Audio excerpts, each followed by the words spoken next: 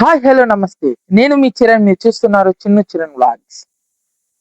ఈ రోజు నేను మా అన్నయ్య కలిసి సత్తివేడులో ఉండే శివాలయంకి వచ్చామన్నమాట. ఈ వీడియోలో మనం ఒక అరుదైన వృక్షాన్ని, అద్భుతమైన పుష్పాన్ని గురించి తెలుసుకోబోతున్నాం. ఈ వృక్షమే నాగలింగ పుష్ప వృక్షం. దీన్నే పిరంగుండ్ల వృక్షం అని కూడా అంటారు. సో ఈ వృక్షం ఏంటంటే మన ఎన్నో వందల సంవత్సరాలుగా మన సత్తివేడు శివాలయంలో ఉంది. సో ఈ రోజు మనం ఈ వీడియోలో ఈ వృక్షం గురించి చెప్పడం కోసమే ఈ వీడియో తీస్తున్నాం. అనయ్య, ఈ చెట్టు చుట్టుపక్కల నిల్చుకుంటేనే ఈ చెట్టు నుంచి చాలా మంచి సువాసన, చాలా మంచి ఫ్రేగ్రెన్స్ వస్తుంది అన్నయ్య. మనం చిన్నప్పటి నుంచి టెంపుల్కి వస్తున్నాం, కానీ నాకు ఈరోజు ఈ చెట్టు ఒక పూర్తి వివరాలు కావాలన్నయ్య. ముందు డాడీని పిలుచుకొస్తాం, డాడీ బాగా చెప్తారు దాని గురించి. ఓకే ఏం శ్రీ, ఏమి ఈ చెట్టు గురించి అడిగినా ఉంటా అన్నయ్యని? డాడీ, ఈ చెట్టు నుంచి చాలా మంచి సువాసన వస్తుంది డాడీ, కానీ నాకు ఈ రోజు నువ్వు ఎలాగైనా ఈ చెట్టు గురించి పూర్తి వివరాలు ఇవ్వాలి డాడీ. ఇది మన సత్యవేడి శివాలయంలో ఎన్నో ఏళ్లుగా ఉందమ్మా. మేము చిన్నప్పటి నుంచి చూస్తున్నాం దీన్ని. అంటే ఇది వందల సంవత్సరాల వయసు ఉంది దీనికి. దీన్ని నాగలింగ పుష్పం వృక్షం అంటారు. దీన్నే పంచాక్షరి శివనాగలింగ పుష్పం అనే అంటారు ఈ పుష్పాలని. ఇంకోటి తెలుసా, ఈ యొక్క చెట్టుని మన లోకల్లో వచ్చి పిరంగిగుండ చెట్టు అంటారు. చూసావు కదా ఆ కాయలు ఎంత పెద్దది ఉందో. దీన్ని చాలా ఒక అద్భుతమైనటువంటి వృక్షం ఇది, అరుదైన వృక్షం ఇది. చాలా పోషక విలువలు, అదేవిధంగా ఆయుర్వేదానికి సంబంధించిన విలువలు కలిగింది. ముఖ్యంగా మన హిందూ సాంప్రదాయంలో శైవ భక్తుల్లో ఈ యొక్క పుష్పానికి ఉన్నంత విలువ, చాలా విలువ ఇది. ఈ చెట్టుని అసలు భగవంతుడితో పోలుస్తారు. సాక్షాత్ పరమశివుడే నాట్యం ఆడుతున్నాడు. ఆయన జటాజూటాలు అంటే మన వెంట్రుకలు విరబోసుకొని నాట్యం ఆడుతారు. చూసావు కదా ఈ ఓడలంతా ఎలా ఉంటుందంటే అలాగే ఆ వెంట్రుకలు వేలాడినట్టు ఉంటుందన్నమాట. కాబట్టి ఈ యొక్క వృక్షం అనేది సాక్షాత్ పరమశివుని ప్రతిరూపం. శ్రీ, ఈ చెట్టుని గమనించావా? చూడు, శివుడి జటాజుటం అంటే ఆయన వెంట్రుకలు విరబోసుకున్నట్టున్నాయి. చూడు ఈ ఓడలంతా బాగా గమనించావా? అన్ని చెట్లకి కాండాలే ఉంటుంది. ఇక్కడ చూసావా, మొత్తం ఓడలే. ఆ ఓడల్లోనే పుష్పాలు, కాయలు ఉంది. అవునా? ఎక్కడా ఓడల్లో ఈ విధంగా రాదు. ఇది ఒక అద్భుతం. ఇవన్నీ చూస్తే అట్లే శివుడు విరబోసుకున్నట్టుంది. ఎంత దైవికంగా ఉంది చూసావా? చాలా బాగుంది. ఇది ఇప్పుడు ఇలా ఉంది. యాక్చువల్గా అయితే చూస్తే నువ్వు వర్షాకాలం వస్తే అసలు నీకు ఏమే కరదు, మొత్తం పూలే ఉండేది. ఆ సుగంధభరితంగా ఈ ప్లేస్ అంతా మంచి వాసనతో చుట్టూ ఎర్రగా పూలు, చాలా చాలా చాలా అందంగా ఉంటుంది. ఇప్పుడైతే ఒకటి రెండు కూడా ఉన్నది, ఇట్లా రాలిపోతా ఉందే. కానీ చూసావు కదా ఎన్ని రాళ్ళు ఉన్నాయి చూసావా? అదే నువ్వు వర్షాకాలంలో వస్తే కుప్పలుగా కింద రాలి ఉంటుంది అనమాట. వర్షాకాలంలో చెట్టంతా పూలతో నిండి గులాబీ రంగులో చాలా అందంగా కనబడుతుంది. పచ్చని ఆకులు గులాబీ రంగులోని పువ్వులతో కళకళలాడుతూ చాలా అద్భుతంగా కనబడుతుంది. దీని సువాసన కూడా చాలా దూరం గుబాళిస్తుంది.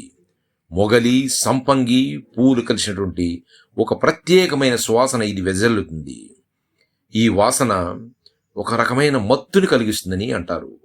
దీని ప్రత్యేకమైన సువాసన పాములను ఎక్కువగా ఆకర్షిస్తుంది. అందుకే ఈ చెట్టు ఉన్న చోట పాములు ఎక్కువగా ఉంటుందని అంటారు.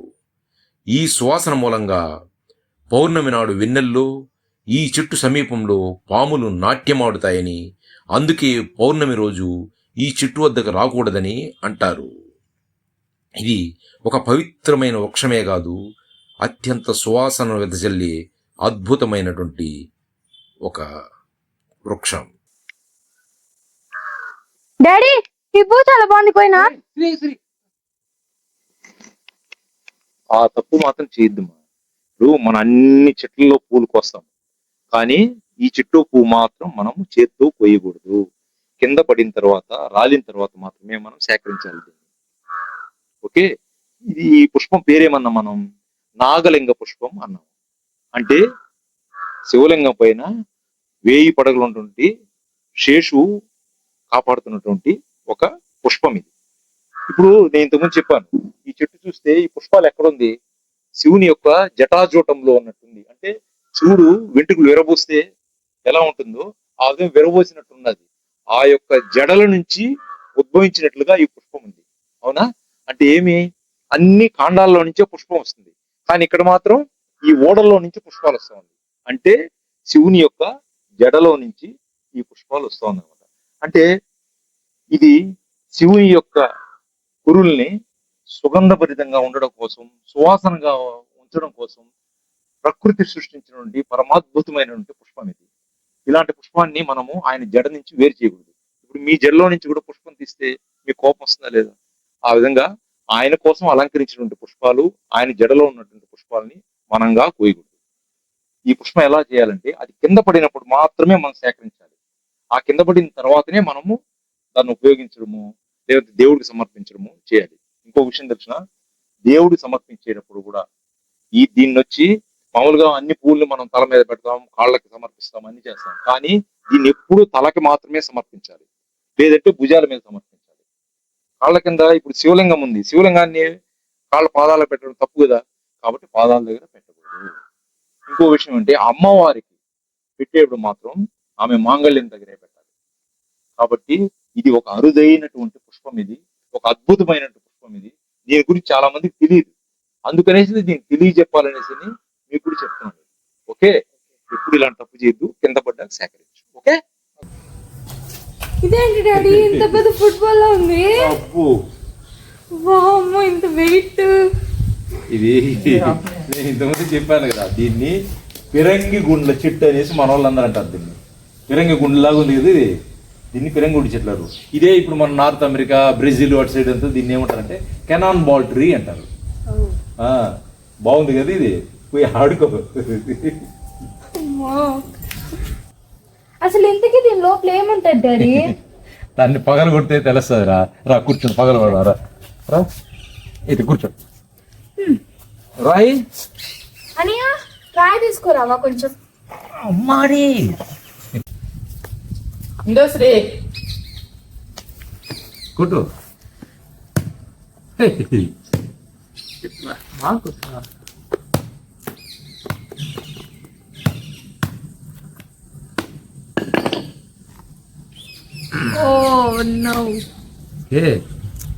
ఇది స్మెల్ అలా ఉంది కదా, అందువల్ల దీన్ని తినరు. యాక్చువల్గా దీన్ని చాలా ఔషధ విలువ ఉంది దీనిలో. ఓకే, దీన్ని క్యాన్సర్ క్యూర్ చేయడానికి మందుల్లో ఉపయోగిస్తారు ఈ పుష్పాన్ని కానీ దీన్ని క్యాన్సర్. అదేవిధంగా చూస్తే మన పాతకాలం వాళ్ళు ఏం చేసేవాళ్ళు అంటే ఈ కీళ్ళ నొప్పులు, కీళ్ళ వాతాలు అంటారు కదా, కాళ్ళు వాసిపోతే దీని గుజ్జుని తీసి కట్టుకట్టి దాన్ని ఆయుర్వేదంలో ఉపయోగించేవాళ్ళు. ఇప్పుడు మన పారాసెటమాల్ అలా ఉపయోగిస్తున్నాం కదా, ఆ విధంగా జలుబులకి, దగ్గులకి, జ్వరానికి ఈ గుజ్జుని అప్పుడు మందుగా వాడేవాళ్ళు. ఇది చాలా పోషక విలువ ఉన్నటువంటి ఒక మంచి ఫలం ఇది. ఓకే, చూడు ఇది బ్లూగా ఉంది కదా, ఇది కొద్ది రోజులు పండిన తర్వాత ఇది మొత్తం నీలంగా అవుతుంది, లేదంటే పర్పుల్ కలర్లో వస్తుంది. పాతకాలం ఏం చేసేవాళ్ళంటే రంగులు వచ్చి న్యాచురల్గా చేసేవారు కదా, ఈ ఫ్రూట్స్ ద్వారా వీటి ద్వారా. ఆ విధంగా న్యాచురల్గా దీన్ని పెట్టి రంగులు వేసేవారు, బట్టలకి రంగులు వేసేవారు. బట్టలు రంగు వేయడంలోనూ ఉపయోగిస్తారు, అదేవిధంగా ఆయుర్వేదంగా మనకి ఉపయోగిస్తారు. ముఖ్యంగా ఇప్పుడు లేటెస్ట్గా పరిశోధనలో తేలింది ఏమంటే, మన పరిశోధకులు, నువ్వు బయోటెక్ చేస్తున్నావు కదా, నీకు తెలిసి ఉంటుంది, సైంటిస్టులు ఏం ప్రూవ్ చేసినారంటే దీని ద్వారా క్యాన్సర్ కణాలని కంట్రోల్ చేసే పవర్ దీనికి ఉందంట. ఈ పుష్పాల్లో ఉన్నటువంటి ఒక ఎక్స్ట్రాక్ట్ చేసి క్యాన్సర్ కణాలని పెరగకుండా చేసే ఒక ఇది ఉంది. ఒక మంచి అద్భుతమైనటువంటి ఫలం ఇది. తింటావరా? తింటావా? స్మెల్కే మా వాళ్ళు కావట్లేదు, ఇంకా దాన్ని తినడం ఒకటా? ఇది ఇందులో ఉండే ఆరెంజెస్ టైప్ లో, ఆరెంజెస్ టైప్ లో ఉంది చూసావా? Okay, bad. ఇది స్మెల్ బాగాలేదు కాబట్టి తినరు, లేకపోతే ఇది తింటే చాలా ఆరోగ్యం తెలుసా, చాలా పోషక విలువ. ఎవరైనా ట్రై చేయాలంటే ట్రై చేయండి. మీకు స్మెల్ కనుక మీకు ఏమంటారు పీల్చే ఓపిక ఉంటే టేస్ట్ చేయండి. మీకు ఇంకో విషయం తెలుసా, కొన్ని ఆఫ్రికన్ కంట్రీస్ లో గిరిజనుల దగ్గర కదా, వాళ్ళు దీన్ని ఫుడ్గా స్వీకరిస్తారు చాలా చోట్ల తెలుసా. ఇది వచ్చి మన ఇండియాలోనే కాదు, ఇండియాలో, శ్రీలంకలో, బ్రెజిల్లో, అదేవిధంగా ఆఫ్రికన్ కంట్రీస్ కొన్నింటిలో ఇక్కడంతా కూడా ఉంటుంది. అక్కడ ఆఫ్రికన్ కంట్రీస్ లో గిరిజనులందరూ దీన్ని ఫుడ్ గా కూడా స్వీకరిస్తారు. అందుకే వాళ్ళంత బలంగా ఉన్నాం. మనం ఇటువంటి న్యాచురల్ ఫుడ్ తినకుండా మనం వెళ్ళాం. ఈ పువ్వులలో లభించే ఐసాటిన్, ఇండిరూబిన్ అనే రసాయనాలకు క్యాన్సర్ కణాల పెరుగుదలను అడ్డుకునే గుణాలున్నాయని పరిశోధకులు గుర్తించారు. ఇది మంచి మెడిసిన్ వాల్యూస్ ఉన్నటువంటి చెట్టు. దీని పువ్వులు, కాయలు, బెరడు, ఊడలు కూడా ఔషధ గుణాలు కలిగి ఉంది. ఈ కాయల్లోని గుజ్జు రక్తపోటు, కణితలు, కీళ్ల నొప్పులు, వాతపు నొప్పులు, చర్మవ్యాధులకు మందుగా ఉపయోగిస్తారు. చూసావా, మధ్యలో శివలింగం, చుట్టూ దాదాపు 1000 నాగులు ఉన్నట్టుంది కదా.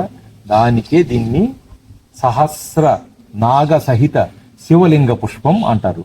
అంటే శివుడితో పాటు 1000 పాములు ఉన్నది అనేసి అనమాట. ఇంకేం చెప్పాను దీనికి, పంచాక్షరి శివనాగలింగం అంటారన్నాం కదా.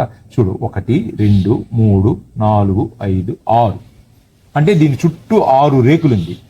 అంటే ఓం నమ శివాయ, పంచాక్షరి అంటే నమ శివాయ, ఓం నమ శివాయ అనే దానికి ప్రతీకగా చుట్టూ ఈ 6 రేకులు ఉంటుందన్నమాట.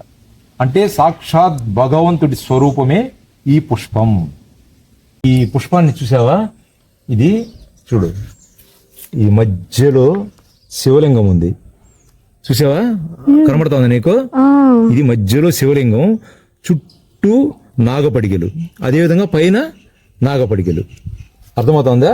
అంటే మధ్యలో శివలింగం, చుట్టూ నాగపడిగలు, పైన నాగపడిగలు, శేషులాగా. బాగుంది కదా.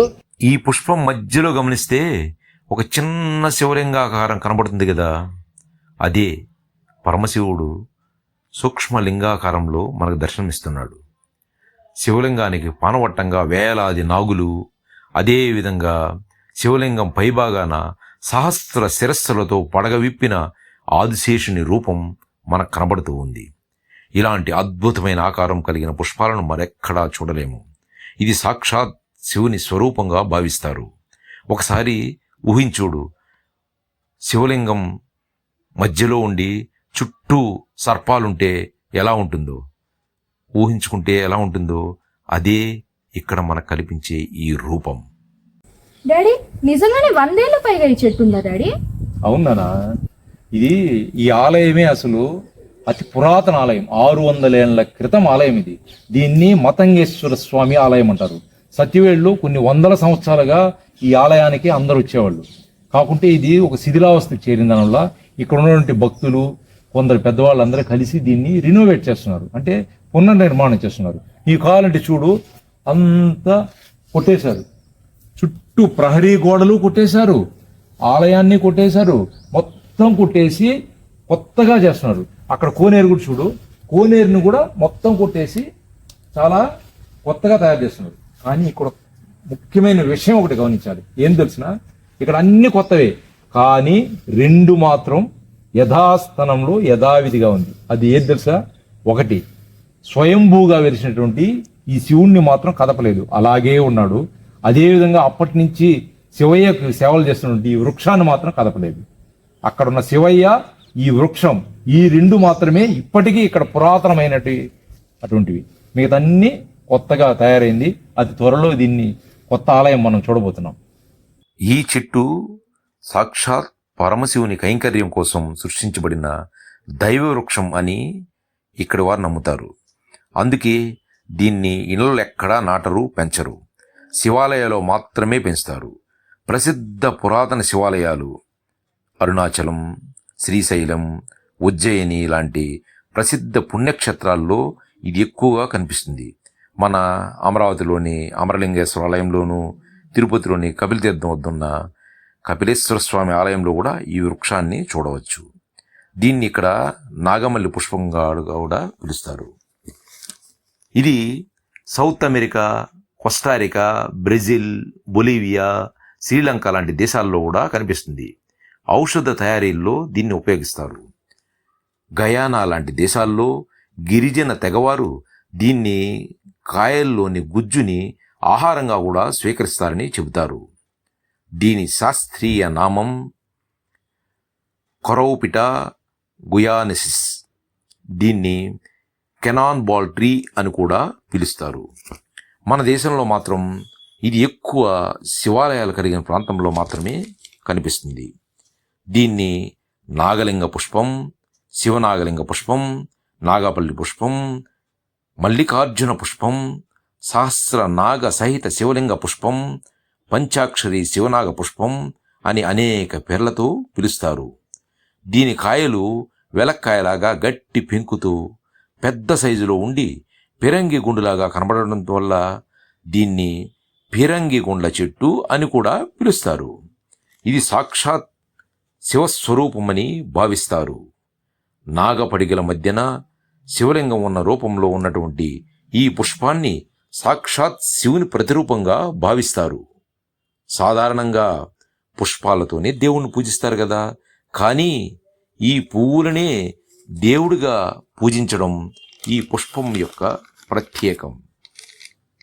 అన్ని చెట్లకు కొమ్మల నుండి పువ్వులు కాయలు కాస్తాయి కదా, కానీ ఈ చెట్టుకు మాత్రం ఊడల నుండి పుష్పాలు పూస్తాయి, కాయలు కాస్తాయి. ఈ ఊడలు కూడా గుబురుగా మెలికలు తిరిగి ఉండడం చూస్తే సాక్షాత్ పరమశివుడే తన జటాజుటాన్ని విరబోసుకుని నాట్యమాడుతున్నట్లు కనిపిస్తుంది. అందుకే దీన్ని సాక్షాత్ శివతాండవ స్వరూపంగా భావిస్తారు. శివభక్తులకు ఇదో పవిత్రమైన వృక్షం.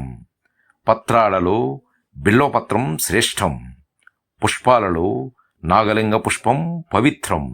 ఈ పవిత్రమైన అద్భుత వృక్షాన్ని సందర్శించి దాని గురించి తెలుసుకోవడం, 10 మందికి తెలియజెప్పడం మన పూర్వజన్మ సుకృతం. ఓం నమః శివాయ. ఈరోజు ఈ చెట్టు గురించి నేను చాలా విషయాలు తెలుసుకున్నానండి. నిజంగానే ఈ చెట్టు చాలా మంచి అద్భుతమైన చెట్టు అండి.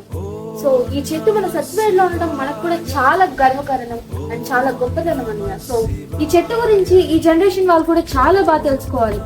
సో ఈ వీడియో వాళ్ళకి చాలా బాగా ఇన్ఫర్మేషన్ చాలా యూస్ఫుల్ అవుతుందని అనుకుంటున్నాను. అంతా శివయ్య మహిమ. ఇలాంటి మంచి వృక్షం, ఆ శివయ్య వృక్షం గురించి చెప్పడం మన అదృష్టం. శివయ్య. సో మీకు ఇలాంటి మరెన్నో ఇన్ఫర్మేషన్స్ కావాలంటే మన చిన్న బ్లాగ్స్ ఛానల్ ని సబ్స్క్రైబ్ చేసుకోండి, లైక్ చేయండి, సబ్స్క్రైబ్ చేయండి. అండ్ మీకు ఈ ఛానల్లో చాలా ఎంటర్టైన్మెంట్ అండ్ చాలా ఇన్ఫర్మేషన్స్ మీ ముందుకు వస్తుంది.